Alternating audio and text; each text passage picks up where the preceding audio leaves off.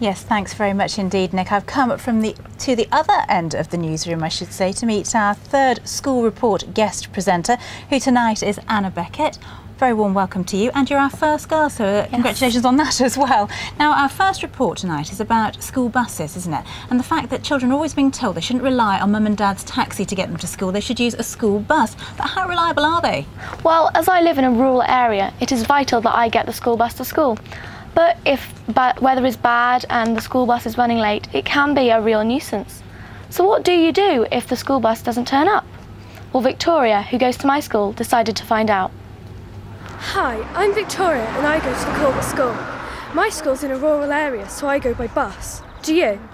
Our buses are usually brilliant at getting us to school on time, but on the rare occasion something should happen, we want to know what to do and where we should go.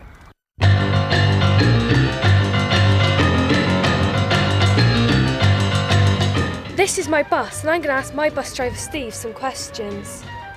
So Steve, why are the buses sometimes late? It could be a number of reasons. It could be cows on the road, could be tractors. Mainly, usually if they're very late, it's because of the floods. Now we're going to ask the headmaster what we should do if the bus is late. If it's bad weather, they should only wait for maximum 10 minutes. But in reasonable weather, it could be up to 15-20 minutes. 78% of children use a bus to get to school, which is about 620 pupils. The longest time I've probably ever had to wait was about, 20-25 minutes. I know we've had to wait up to an hour sometimes.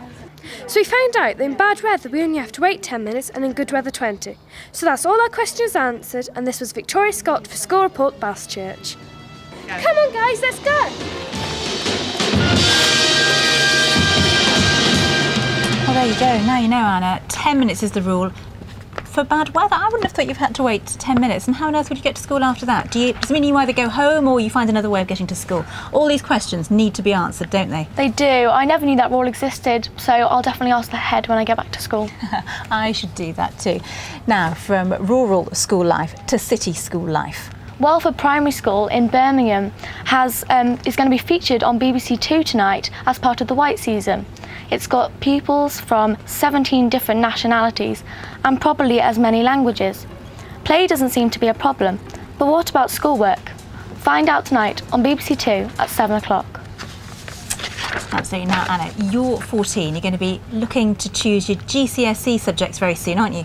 Yes, well, in fact, today I got my options booklet, so some big decisions ahead for me. And now at my school, science is compulsory, but for some people, it's not what they like. Yeah, some people don't think it's that interesting, do they? But our science correspondent, David Gregory, has been trying to change opinions and show people that really science is fun and it is interesting. They could be the scientists and engineers of tomorrow, which would be useful because at the moment there just aren't enough of them.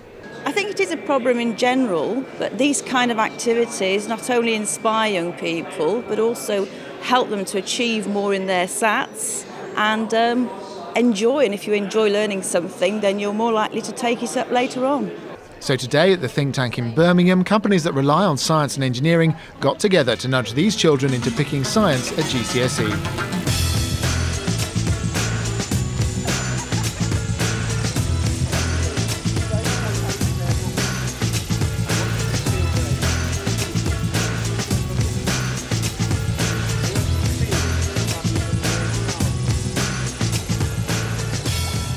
Now, if you want to make science and engineering really interesting to children, you do sometimes need to use props. So what could we use?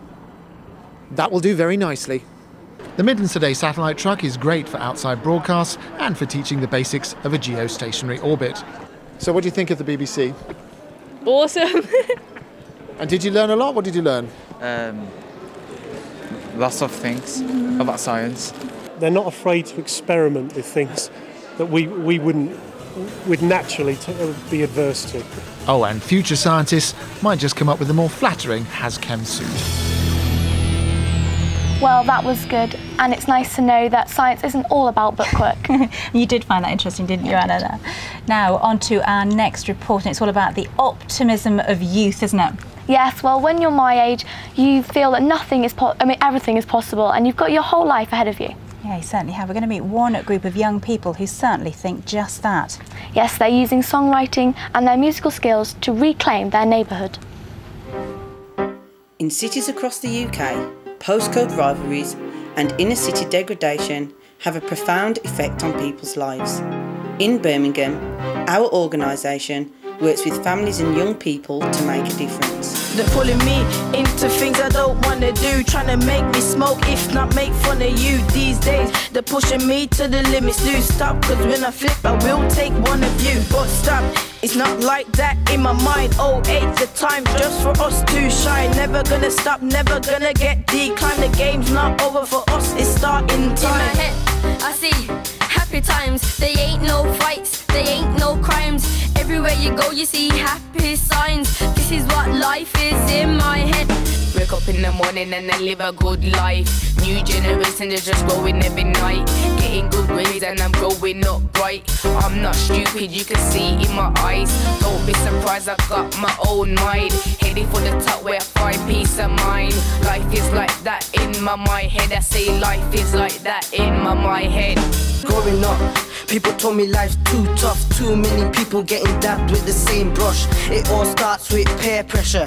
Kids wanna grow up too fast, hanging with the wrong crowd. Too many letdowns, and it's funny how the friends never last. But life ain't like that in my head.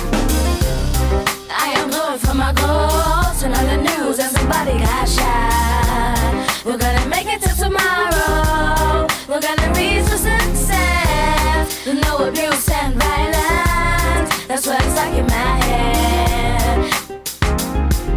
But life's not like that in my head.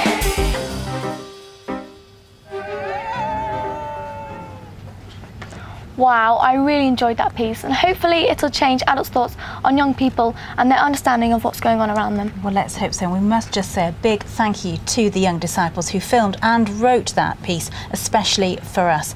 Well, that's about it from us for the moment. But Anna, you're going to be popping up tomorrow, aren't you, on BBC Radio Shropshire? Yes, I'll be giving the station an audio diary, and we're also going to be doing a report on litter, which will also be on tomorrow as well. We'll look forward to that. If you're in that area, do tune in, won't you?